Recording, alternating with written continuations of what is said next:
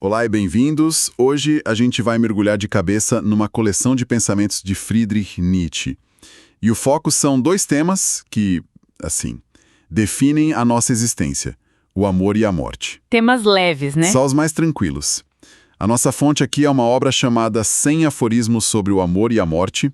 São pílulas de pensamento e a nossa missão é tentar desvendar algumas dessas ideias que são verdadeiros socos no estômago, sabe? Com certeza. E é bom já avisar, Nietzsche não está aqui para dar respostas fáceis, confortáveis. Ele é o famoso filósofo do martelo. A ideia dele é testar as fundações, martelar nossas crenças para ver o que é oco. Uma demolição controlada. Gostei disso. Exato. E a gente vai seguir essa demolição em 3 partes. Primeiro, como ele desmonta o amor romântico. Depois, como ele encara a morte, que é o nosso maior tabu. E, por fim, a explosão, né? A famosa morte de Deus e o que sobra depois disso tudo. Perfeito. Então vamos começar a derrubar a primeira parede, o amor. E ele já chega com os 2 pés na porta. Ele associa o amor a uma coisa que a gente considera o oposto, a cobiça. É, o desejo de posse. No aforismo 1, ele é brutal. Diz que até o tal amor ao próximo é, no fundo, uma ânsia por nova propriedade. E no amor romântico, então, nem se fala. Aí é que a coisa fica explícita. Para o Nietzsche, o amor sexual é a forma mais crua de egoísmo. O amante quer a posse incondicional da outra pessoa.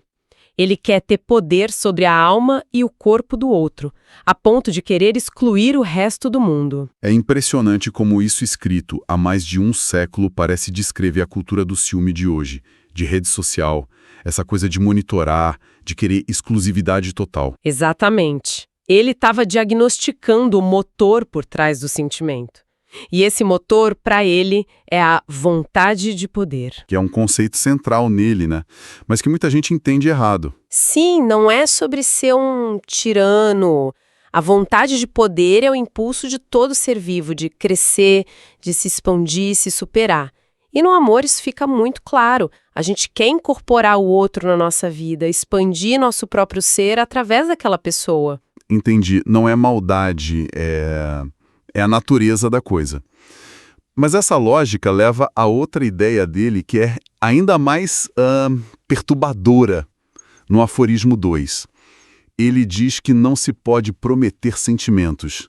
Eu li isso e pensei, ué, mas e o até que a morte separe? Pois é, aí vem outra martelada. Você pode prometer atos.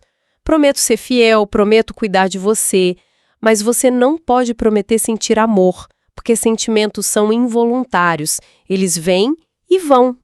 Então a promessa de amar para sempre seria o quê? Uma mentira. Na visão dele, é uma promessa de manter a aparência do amor. Você promete continuar agindo como se amasse, mesmo que um dia o sentimento, a motivação interna não esteja mais lá. Caramba, isso é de um cinismo brutal. Quer dizer que um casamento longo, para ele, é uma espécie de teatro bem ensaiado? Ou talvez uma prova de disciplina, de honra, manter a palavra mesmo sem o sentimento. Mas a provocação é essa mesma, questionar a sinceridade por trás das nossas promessas. E essa análise fica ainda mais espinhosa quando ele fala da dinâmica entre homens e mulheres. Ah, sim. Aí o terreno fica minado, principalmente lendo com os olhos de hoje. Ele solta umas coisas bem controversas. Tipo, que em todo amor feminino há algo de maternal. E no aforismo 58, ele diz que homens e mulheres entendem o amor de um jeito fundamentalmente diferente. É uma de suas observações mais polêmicas. Ele diz que a mulher entende o amor como uma dedicação total, uma fé. Ela se entrega. O homem, por outro lado, quer possuir essa dedicação. Ele quer acrescentar isso a si mesmo. Peraí. A frase dele é: a mulher se concede, o homem acrescenta. Exato. E ele ainda diz que os mesmos afetos no homem e na mulher têm ritmo diferente. E por isso eles nunca param de se desentender. Então ele está dizendo que o amor deles é quase incompatível por natureza. Isso hoje em dia daria uma confusão enorme. Com certeza. E é crucial contextualizar. É um homem do final do século XIX O método dele é a provocação. Ele não está escrevendo um manual de relacionamento, ele está descrevendo as dinâmicas de poder que ele observa na sociedade dele. E a provocação é: será que a gente tenta apagar as diferenças em nome do amor, quando na verdade são elas que o mantêm vivo? Exatamente. Ele critica essa ideia de que o casal tem que virar uma só carne. No aforismo 30, ele fala da necessidade de uma irredutível dualidade. Pensa em dois pilares que sustentam uma ponte. Se você juntar os dois num só, a ponte desaba. O amor, para ele, precisa dessa tensão, dessa distância. E ele culpa o cristianismo por ter estragado essa força natural, né? Sim, essa parte é forte. No aforismo 73, ele diz que o cristianismo deu veneno para beber a Eros, o deus grego do amor, e que Eros não morreu, mas se degenerou, virou vício. O que ele quer dizer com vício aqui? É o sexo? É o desejo que vem com culpa, com vergonha. O cristianismo, para ele, pegou uma força da natureza, a paixão, o sexo, e transformou em algo sujo, pecaminoso. Ele opõe a isso o amor que ele vê na ópera Carmen, que é cínico, inocente, cruel.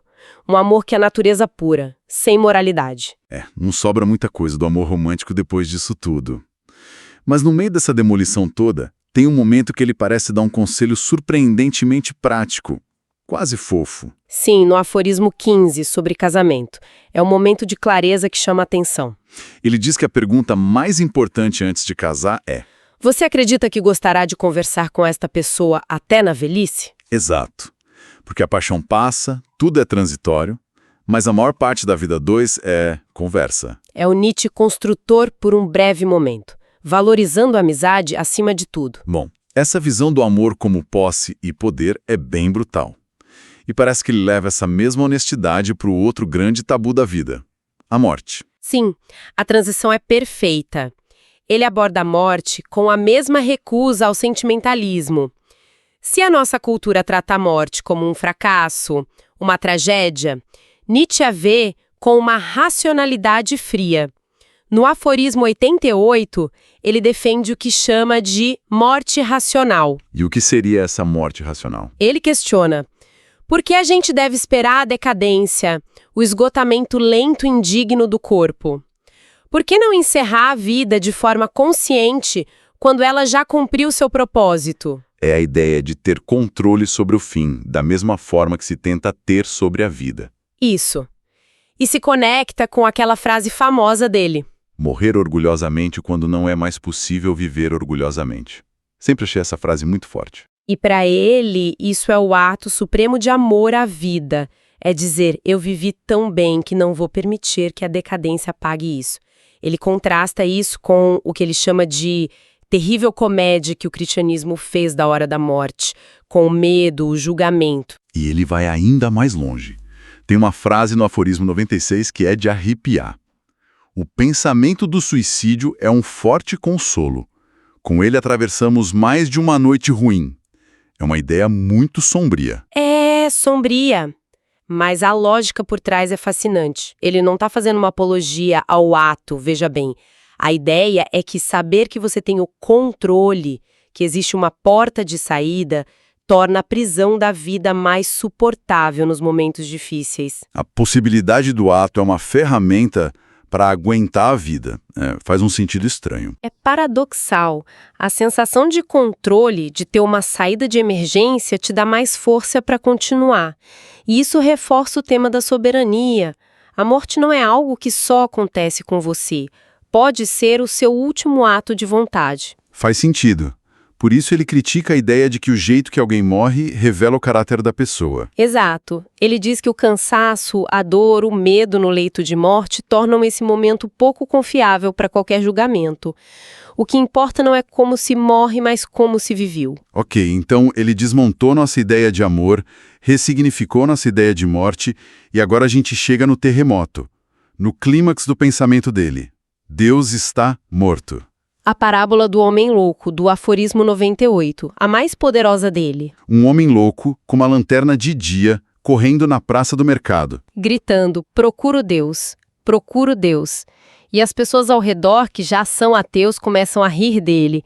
Deus se perdeu, viajou. E aí ele, furioso, grita a frase imortal. Deus está morto, Deus continua morto e nós o matamos. E o ponto-chave aqui que quase todo mundo erra é que isso não é um grito de vitória, né? O homem louco não está comemorando. De jeito nenhum, ele está apavorado. Essa é a análise crucial. A morte de Deus em Nietzsche é o anúncio de uma catástrofe. O louco olha para a multidão e pergunta: como fizemos isso? Como conseguimos beber o mar? Quem nos deu a esponja para apagar o horizonte? Ele está dizendo que nós matamos a base de toda a moralidade ocidental, de todo o sentido da nossa civilização, e nem percebemos. É como se a gente tivesse cerrado o galho onde estávamos sentados. A pergunta que o louco faz é devastadora. Não deveríamos nós mesmos nos tornar deuses para ao menos parecer dignos dele? Se matamos Deus, o que a gente coloca no lugar? Exato. E o aforismo 99 continua isso. Ele diz que, para a maioria das pessoas, a notícia ainda não chegou. O evento é demasiado grande, distante.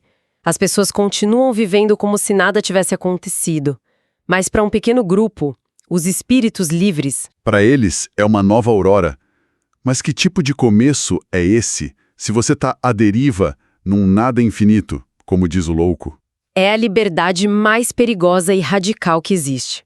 A morte de Deus significa que não há mais um certo e errado dados de cima. Não há mais um propósito pré-definido para a vida. Tudo que nos dava segurança desapareceu. E agora a tarefa de criar valores, de dar sentido à vida, cai inteiramente nos nossos ombros. É aterrorizante, mas também é a primeira vez que somos de fato livres. Como ele diz no final, com aquela metáfora linda. Enfim, os nossos barcos podem novamente zarpar ao encontro de todo o perigo. O mar, o nosso mar, está novamente aberto. Uau! Então, resumindo essa nossa jornada, Nietzsche nos força a ver o amor não como um conto de fadas, mas como uma dança de poder e posse. Ele nos apresenta a morte não como uma tragédia, mas como o ato final de controle sobre uma vida soberana. E, por fim, a perda das nossas maiores certezas, a morte de Deus, não como um fim, mas como um convite para a gente criar novos valores. Perfeito! É um convite aterrorizante e, ao mesmo tempo, estimulante. E para deixar uma reflexão final, a gente pode pegar o último aforismo, o de número 100. Nele, Nietzsche imagina uma descida ao Hades, onde ele senta para conversar com 8 grandes pensadores do passado, como Spinoza, Platão, Goethe. Para testar as próprias ideias? Ver se elas aguentavam o tranco? Exatamente. Então, a pergunta que fica e que Nietzsche nos deixa é a seguinte: se as velhas fundações do sentido realmente ruíram, como ele argumentou com tanta força, com quem nós deveríamos sentar para conversar hoje? Quem do passado ou do presente seria essencial para nos ajudar a construir um novo sentido para a vida neste mar aberto e sem garantias?